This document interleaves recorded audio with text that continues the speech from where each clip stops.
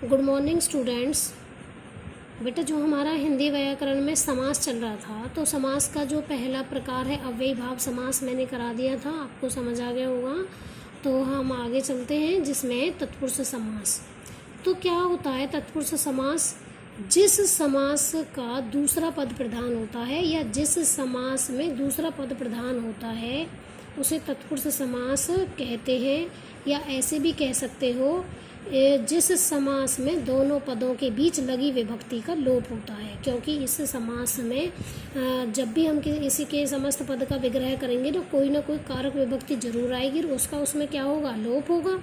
जैसे मैंने कहा बैलगाड़ी, जैसे बैलगाड़ी है तो बैलों की गाड़ी, तो उसमें की है, की क्या विभक्ति है। जैसे राजपुत्र तो राजा का पुत्र, इसमें क्या है, का क्या विभक्ति लगी हुई है और विभक्ति का यहाँ क्या है, लोप है। तो ये ऐसे जो समास होंगे वो तत्पुरुष समास के उदाहरण होंगे। तो बेटा अब आगे, जैसे तत्पुरुष समास के कितने भेद होते हैं? 6 भेद होते हैं। तत्पुरुष समास के 6 भेद हैं। अब 6 भेद कौन कौन से हैं? हमारे कारक कितने होते हैं? कारक होते हैं 8। तो कारक के पहले और लास्ट को छोड़ करके बीच के जो कारक भेद बचते हैं वो तत्पुरुष समास के भेद होते हैं। तो इसमें नंबर 1 है करम तत्पुरुष समास। क्या है? करम तत्पुरुष समास।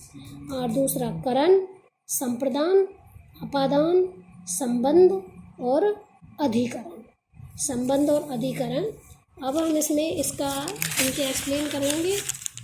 इसमें देखें, अब जैसे इसमें देखो, करम तत्पुरुष समास क्या है? करम की क्या है? को।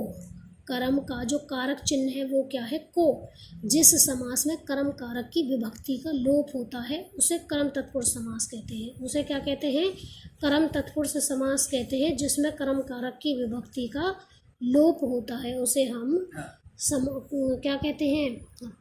तत्पुरुष समास कहते हैं, करम तत्पुरुष समास कहते हैं। जैसे ग्रामगत, गाम को गया हुआ।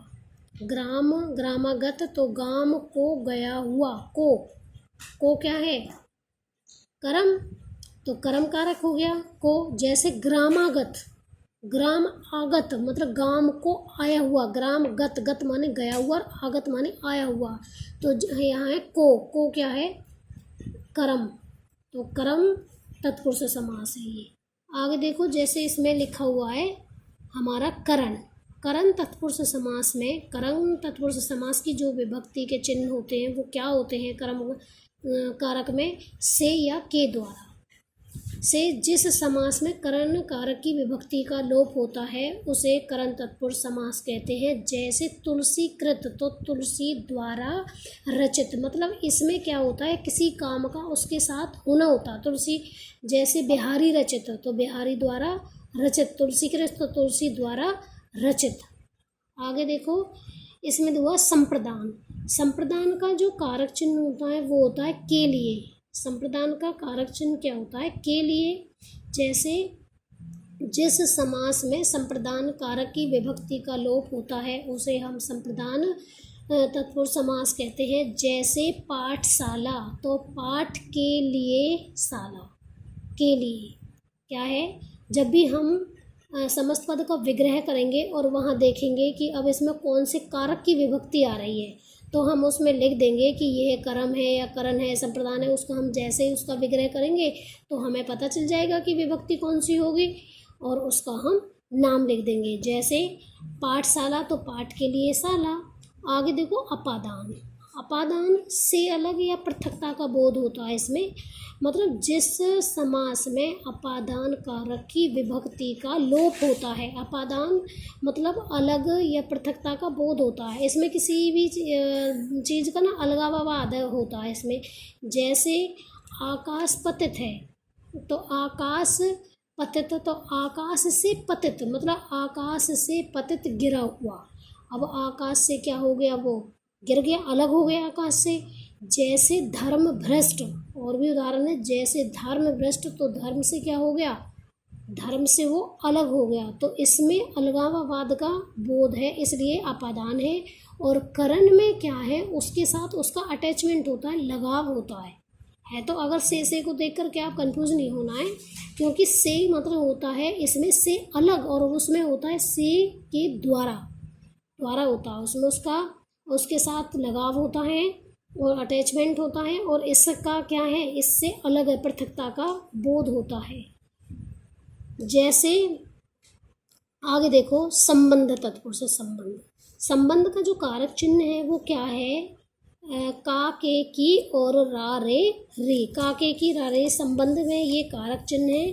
तो जिस समास में संबंध कारक की विभक्ति का क्या होता है, लोप होता है, उसे हम संबंध तत्पुरुष समास कहते हैं। जैसे राजपुत्र, तो राजा का पुत्र, अब इसमें क्या है, का क्या है, संबंध काके की, तो क्या कौन सा हो गया, संबंध तत्पुरुष समास। आगे देखो, इसमें है अधिकरण है मैं पेपर, अधिकरण में मैं पेपर, इसके कारक चिन्ह है। तो जिस समास में अधिकरण कारक की विभक्ति का लोप होता है उसे हम अधिकरण तत्पुरुष समास कहते हैं। जैसे ध्यान मग्न, तो ध्यान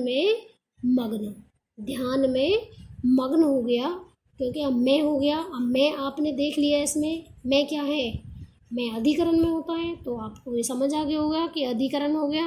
अगर बेटा आपको ऐसे लग रहा है कि हमने ना तत्पुरुष समास का है, जहाँ भी आप किसी भी समस्त पद का विग्रह करोगे और विग्रह करोगे कोई ना कोई कारक की विभक्ति आएगी। सपोज करो कि आपने विभक्ति को भूल गए कि ये संप्रदान की है, करण की है, अपादान की है, और आप वहाँ ऐसे भी लिख दोगे ना कि ये तत्पुरुष समास है, क्योंकि जैसे आप समस्त पद का विग्रह करोगे, करते समय कारक की विभक्ति आएगी, तो विभक्ति अगर आप ये भी लिख दोगे ये तत्पुरुष समास है, तो आपका वो भी वहाँ सही होगा। अगर आप कंफ्यूज में होगे कौन सी कारक की विभक्ति आएगी इधर, तो वो कौन सा होगा, तत्पुरुष समास होगा। आशा करती हूँ आपको ये तत्पुरुष समास के भेद आपको अच्छे से समझ आ गए होंगे, और जो आगे बचे हुए हैं उनको मैं नेक्स्ट वीडियो में कराऊंगी। आज के लिए इतना ही, धन्यवाद।